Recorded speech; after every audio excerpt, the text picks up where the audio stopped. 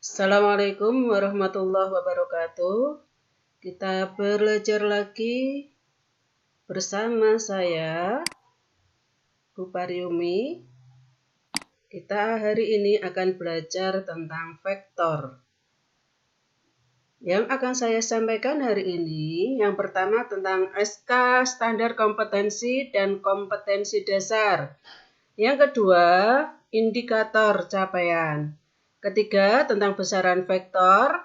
Selanjutnya, tentang penjumlahan vektor, analisis vektor, dan perkalian vektor. Yang pertama, standar kompetensi yang diharapkan yaitu siswa mampu menerapkan konsep besaran fisika, menuliskan dan menyatakannya dalam satuan SI dengan baik dan benar, meliputi lambang, nilai, dan satuan. Adapun kompetensi dasarnya yaitu melakukan penjumlahan dan perkalian dua buah vektor. Indikator yang diharapkan, pertama, menjumlahkan dua vektor atau lebih dengan cara jajaran genjang dan poligon.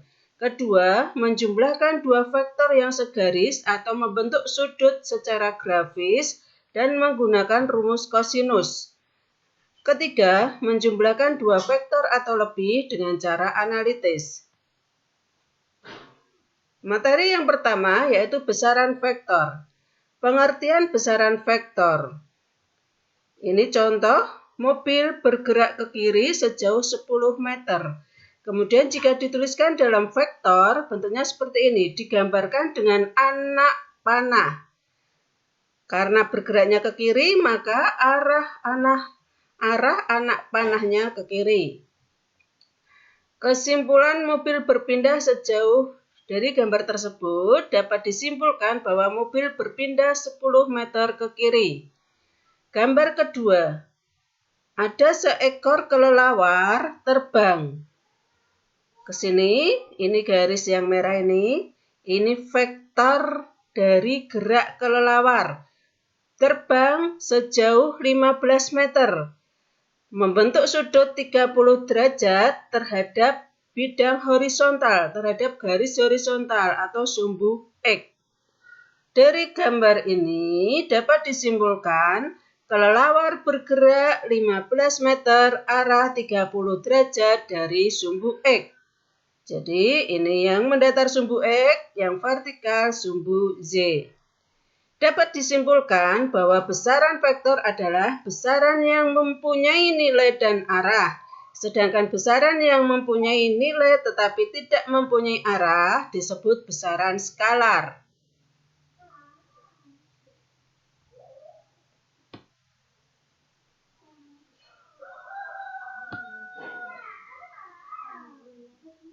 Contoh-contoh besaran vektor. Perpindahan. Ini ada seseorang. Gambar ini Pak Tani bergerak ke kanan sejauh 20 meter. Ini Pak Tani berpindah posisi ke kanan sejauh 20 meter. Contoh besaran vektor yang kedua yaitu kecepatan. Ini ada seekor anjing berlari ke kanan dengan kecepatan 5 meter per sekon. Jadi di sini ada besar 5 meter per sekon kecepatannya, sedangkan arahnya ke kanan. Selanjutnya contoh besaran vektor yang ketiga adalah percepatan. Ini kanguru bergerak ke kanan dengan percepatan 10 meter per sekon kuadrat. Gaya, ini ada balok, ditarik gaya ke kanan. Momentum, ini ada benda bergerak ke kanan dengan kecepatan tertentu. Momentum adalah massa benda dikalikan dengan kecepatan, satuannya kilogram meter per sekon. Contoh-contoh besaran skalar. Jarak, kelajuan, perlajuan, usaha, energi, dan lain-lain. Jadi di sini besaran skalar, dia mempunyai nilai tetapi tidak memiliki arah. Hanya memiliki nilai saja.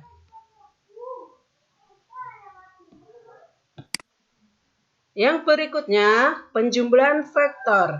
Penjumlahan vektor yang pertama, penjumlahan vektor ada dua cara, yaitu secara grafis dengan gambar, yang kedua secara analitis.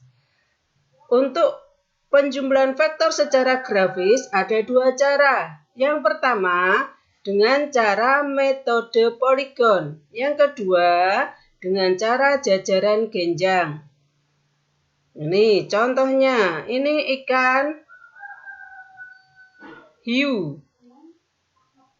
Bergerak, pertama bergerak ke atas, miring seperti ini, dengan kecepatan V1, kemudian bergerak ke kanan dengan kecepatan V2. Maka penjumlahan vektor dari gerak ikan tersebut, yaitu dengan garis ini. Diambil dari titik pangkal vektor pertama menuju ujung dari vektor kedua. Nih, tarik garis ini ya. Ini sebagai resultannya atau jumlah dari vektor pertama ditambah vektor kedua. Contoh metode poligon yang kedua. Ini vektor A ditambah vektor B ditambah vektor C ditambah vektor D, hasilnya ini. Intinya ditarik dari pangkal vektor pertama menuju ujung dari vektor terakhir. Perhatikan ya, ini vektor pertama, ujungnya bertemu dengan pangkal dari vektor kedua. Nyambung terus, ini sama. Ujung vektor kedua ketemu dengan pangkal dari vektor ketiga atau vektor C. Ke atas, kemudian seperti ini. Nah, ini pangkal dari vektor pertama bertemu dengan ujung dari vektor terakhir yang dijumlahkan. Jadi resultan R sama dengan A plus B plus C plus D. Cara yang kedua pada penjumlahan vektor secara grafis yaitu dengan cara jajaran genjang. Ini vektor pertama, vektor kedua dituliskan atau diletakkan di sini di bawah. Jadi pangkal dari V1 ketemu dengan pangkal dari V2. Pangkal dari vektor pertama ketemu dengan pangkal dari vektor kedua. Ditemukan seperti ini. Kemudian ditarik garis sejajar. Ini sejajar dengan V2. Ini sejajar dengan V1. Nah, resultannya ini dari pangkal kedua vektor ditarik ke ujung dari garis ini yang sejajar tadi. Ditarik seperti ini, seret, jajaran genjang. Jadi garis yang atas panjangnya sama dengan V2. Garis yang samping ini panjangnya sama dengan V1. Kemudian dari sini tarik. Ini sebagai resultan dari V1 plus V2. Begitu ya untuk penjumlahan vektor secara grafis. Kemudian kita lanjutkan contoh penjumlahan 5 vektor. Ini nanti kalian kerjakan ya. Ini ada vektor A, ditambah vektor B, ditambah vektor C, ditambah vektor D, ditambah vektor E. Dikerjakan, hasil pengerjaannya nanti dikirim ya di classroom. Atau ditulis saja dulu, nanti waktu Bu Guru menyampaikan untuk dikumpulkan. Kemudian nilai penjumlahan vektor. Penjumlahan vektor dengan metode analitis.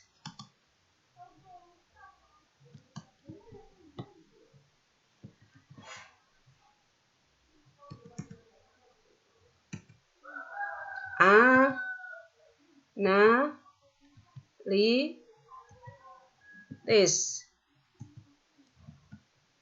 Nah, ini V1 vektor 1 ditambah vektor 2. Seperti ini resultannya. Resultan vektor 1 ditambah vektor 2 R kuadrat sama dengan V1 kuadrat ditambah V2 kuadrat ditambah 2 kali V1 V2 cos theta. Ini ya, ini resultannya. Kemudian untuk R-nya, kalau ini kuadrat pada R dihilangkan, berarti yang sebelah kanan dikasih apa? Tanda akar. Adapun arah vektor resultan digunakan aturan sinus. Perhatikan segitiga AOB. A, ini ya, AOB. Aturan seperti ini, V1 per sin alfa 1. V1, ini yang sejajar dengan V1 sini. Kalau sinus itu sisi hadap.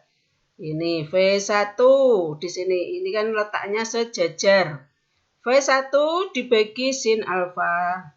Terus V2, ini V2 dibagi sin beta di sini. Kemudian R resultan ini dibagi dengan sin 180 derajat min theta ini.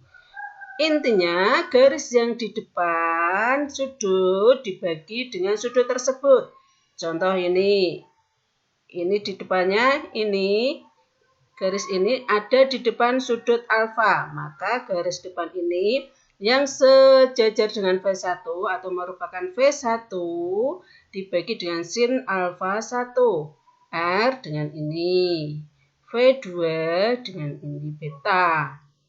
Paham ya? Kita lanjutkan contoh soal.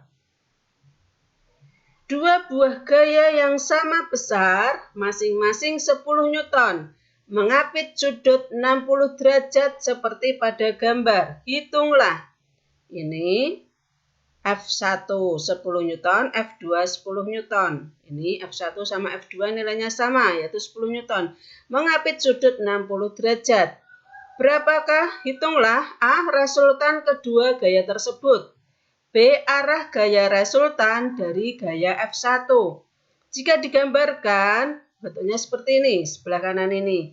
F1 tambah F2 dengan jajar ginjang. Nah, terus ini resultannya, yang garis tengah ini resultannya. Jika dijawab dengan metode hitungan analisis, R sama dengan akar dari F1 kuadrat ditambah F2 kuadrat ditambah 2 kali F1 F2 cos theta.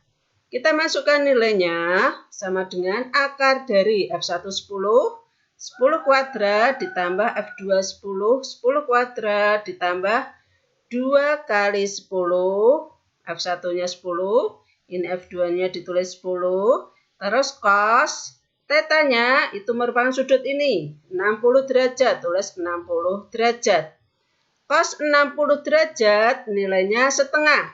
Maka setelah dihitung, 10 kuadrat tambah 10 kuadrat tambah 2 kali 10 kali 10 dikali setengah, maka hasilnya akar 300 Newton. Bisa ditulis 10 akar 3 Newton. Untuk arah, selanjutnya kita menjawab yang B. Arah gaya resultan dari gaya F1. Untuk arah F2, ini jajar indeng ini, F2 per sin alfa dibagi R per sin 180 derajat min 60 derajat. Sehingga sin alfa sama dengan F2 dikalikan sin 180 derajat min 60 derajat dibagi R. R-nya diambilkan dari sini. F2 dari ini 10. Jadi dimasukkan sin alfa sama dengan F2 10. Sin 180 kurangi 60 berarti sin 120 dibagi R. Nanti dikerjakan ya. Ini sudah dimasukkan rumusnya. Selanjutnya kita akan menganalisis vektor. Analisis vektor. Untuk penjumlahan vektor tadi, metode penjumlahan vektor secara grafis dan secara analitis sudah. Sekarang kita lanjutkan untuk materi analisis vektor. Analisis vektor itu maksudnya bagaimana? Untuk vektor yang miring seperti ini F1 dianalisis ke sumbu X dan sumbu Z. Vektoran miring ini diproyeksikan, dianalisis ke sumbu X dan ke sumbu Z. Jadi contoh, untuk menganalisis lebih mudah dibuat tabel seperti ini. Ini kolom F gaya, ini Fx, F pada sumbu X. Nanti diperoleh dari sini, ini F1 cos alfa, ini F2 cos beta. Fy, F pada sumbu Z. Sumbu X yang mendatar, sumbu Z yang vertikal. Kita masukkan F1 ini. Ya, perhatikan gambar yang ini. F1 diproyeksikan ke sumbu X menjadi F1 cos alfa. Ini tulis di sini. Terus diproyeksikan ke sumbu Z menjadi ini F1 sin alfa. Tulis di sini. Nanti dimasukkan nilainya. Terus kemudian F2. F2 miring ke sini, ke kiri. Ini kuadran 1, ini kuadran 2, kuadran 3, kuadran 3. Ini kuadran 4. Ini F2 miringnya ke sini. Berarti nilai Fx-nya nanti negatif. Nah, karena berada di daerah atau di wilayah negatif. Sehingga di sini F2 ditulis F min F2 cos beta. Sudutnya pakai yang ini, beta. Kemudian Fj, F2 sin beta. Kenapa kok tidak negatif, Bu? Karena F2 sin beta berada di wilayah positif, sumbu Z positif. Ini kan titik pusat koordinat. Ini ke atas, nilainya kan positif. 1, 2, 3, 4, dan seterusnya. Adapun yang di bawah titik koordinat, ini nilainya negatif. Begitu juga dengan sumbu X. Yang di sebelah kanan, ini positif. Yang di sebelah kiri, nilainya negatif. Gitu ya. Ya, oke. Kemudian kita lanjutkan ke F3. F3 ini tepat berada di sumbu Z.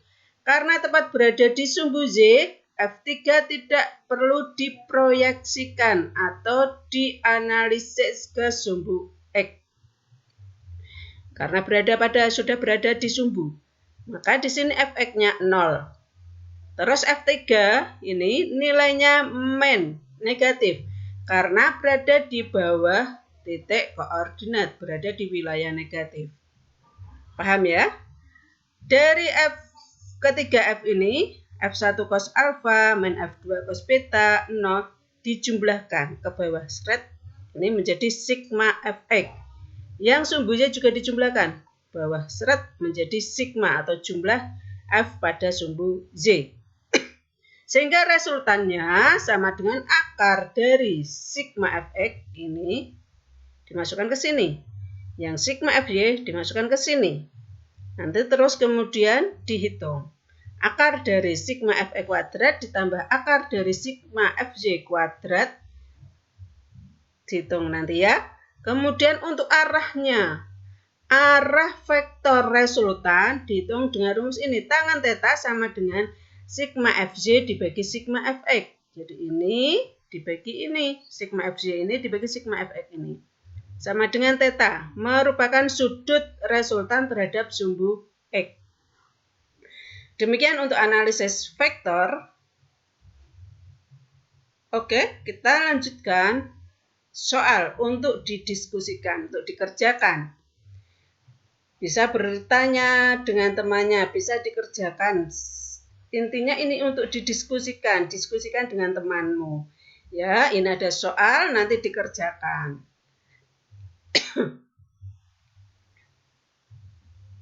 Jawabannya ternyata sih ini. Bagaimana bisa dapat jawaban seperti ini? Iya, tadi sudah saya sampaikan untuk didiskusikan dengan temannya. Atau kalau masih belum paham juga, nanti bisa tanya guru. Kita lanjutkan materi berikutnya, yaitu perkalian vektor. Perkalian vektor. Pertama, perkalian titik dua vektor. Sifat-sifat perkalian titik. A titik dibaca dot. Vektor A dot vektor B sama dengan B dot A. Artinya kumulatif. A dot B sama dengan B dot A. Dibalik sama saja. Kemudian, untuk perkalian vektor seperti ini, A dot dalam kurung B plus C sama dengan A dot B ditambah A dot C. A dot B itu sama dengan AB cos theta. Theta itu adalah sudut. Ini vektor A, yang ini vektor B. Jika dikalikan dengan titik, perkalian titik atau dot, A dot B sama dengan AB cos theta. Ini cos theta ini, sudut ini. Penerapan perkalian titik dalam fisika. Contoh. Usaha W sama dengan F dot S sama dengan F kali S cos theta. Nah, ini ya. Ini F-nya miring, maka diproyekkan ke sumbu X menjadi F cos theta. F kali S sama dengan F kali S cos theta. Gitu ya, W itu usaha, F gaya, S perpindahan, theta sudut antara F dan S. Selanjutnya perkalian silang dua vektor. Cross namanya. A cross B sama dengan AB sin theta. Kalau silang, ininya sin theta. Kemudian kita lanjutkan ini ya, kalau silang seperti ini aturan tangan kanan, memutar aturan tangan kanan. A cross B. Hasilnya ini. Selanjutnya, penerapan perkalian silang dua vektor, gaya Lorentz pada muatan listrik yang bergerak. Nih, nanti kalian dapat materi ini di kelas 3. Ini penerapan dari perkalian silang atau cross pada gaya Lorentz. Ini F sama dengan Xi V cross beta. Sebuah muatan ini bergerak dengan kecepatan tertentu pada medan ini, medan magnet. Kemudian F sama dengan Xi kali V B sin theta. Muatannya dikalikan ini V kali B sin theta, cross ya, V cross B sin theta. Demikian pembelajaran saya hari ini. Terima kasih atas perhatiannya. Semoga bisa bermanfaat, bisa menambah pemahaman kalian. Assalamualaikum warahmatullahi wabarakatuh.